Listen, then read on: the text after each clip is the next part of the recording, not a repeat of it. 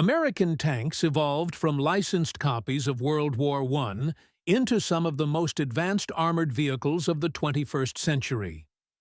This is a story of mass production, engineering adaptation, and tanks built for global warfare. The M1917 was America's Renault FT copy. It weighed about 7.25 tons, with roughly 950 built.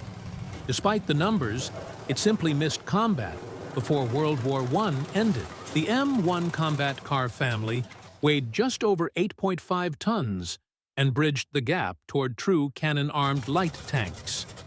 Around 113 were produced, and the machine gun concept quickly aged out. The M2A4 weighed 11.6 tons and introduced the 37mm gun that led directly to the Stuart. About 375 M2A4s were built, while the broader M2 line was larger. The M3 Stuart was fast and reliable, weighing 12.7 tons. Over 13,800 were built, and its speed made it popular with reconnaissance units. The M3 Lee weighed roughly 27 tons and featured a unique hull-mounted main gun. More than 6,200 were produced as an urgent early war solution. The M5 Stuart introduced twin Cadillac engines and weighed about 15 tons. With over 8,800 built, its automotive engines greatly improved reliability. The baseline M4 Sherman weighed around 30 tons. In total, over 49,000 Shermans were produced, making it the most numerous Western Allied tank of the war. The M4A1 used a fully cast hull and weighed about 30.3 tons. Casting simplified production and reduced weld seams. The M4A2 used a diesel engine and weighed roughly 31.7 tons. Most were supplied to Allied nations, including the Soviet Union. The M4A3, powered by a Ford gasoline engine, became the preferred Sherman variant for the U.S. Army and the basis for later upgrades. The M6 heavy tank weighed about 57 tons, but only 40 were built. It was considered too complex and never saw combat. The M24 Chaffee weighed 18.4 tons and mounted a 75mm gun.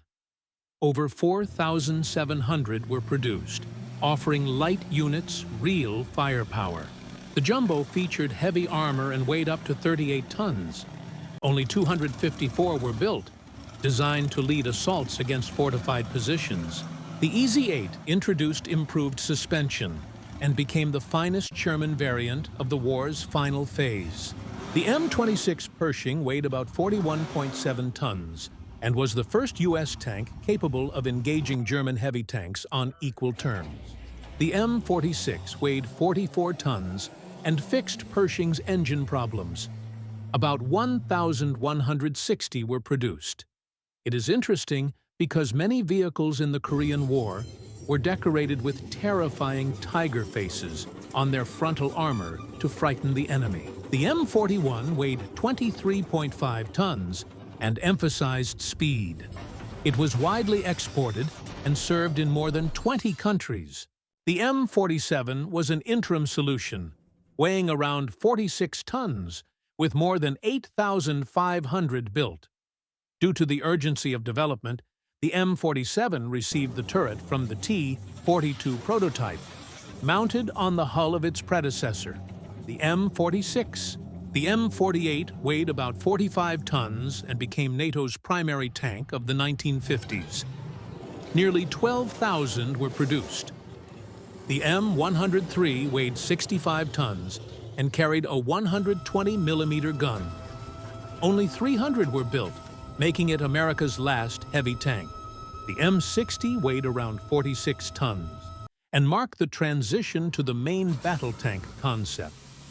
Over 15,000 were produced. The M60A1 introduced a new turret and improved armor, forming the backbone of U.S. armored forces for decades. The M551 weighed just 15 tons and was designed for airborne forces. Its aluminum armor kept it light but vulnerable. The Starship combined a gun launcher system but proved overly complex. Around 540 were built.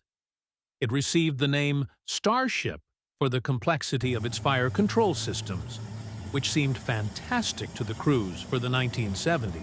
The M60A3 introduced thermal sights and modern fire control, signaling a shift toward electronics over armor thickness. The M1 Abrams weighed about 54.5 tons and became the first U.S. production tank powered by a gas turbine. The M1A1 introduced a 120mm gun and increased weight to about 61 tons, dramatically boosting firepower, the main feature of which is the use of a powerful 1,500 horsepower gas turbine engine. Like on airplanes, the M1A2 added digital battlefield systems and an independent commander's thermal sight. An interesting fact is the introduction of second-generation armor using depleted uranium, which significantly increased the survivability of the crew. The SEP upgrades strengthened electronics and protection, creating a platform designed for continuous modernization. The SEP-V3 improved armor, power generation, and integration of modern ammunition.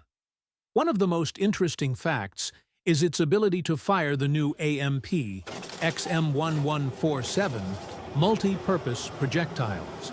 The M10 Booker weighs about 42 tons and is designed for mobile infantry fire support. It is the first new U.S. production tank in decades.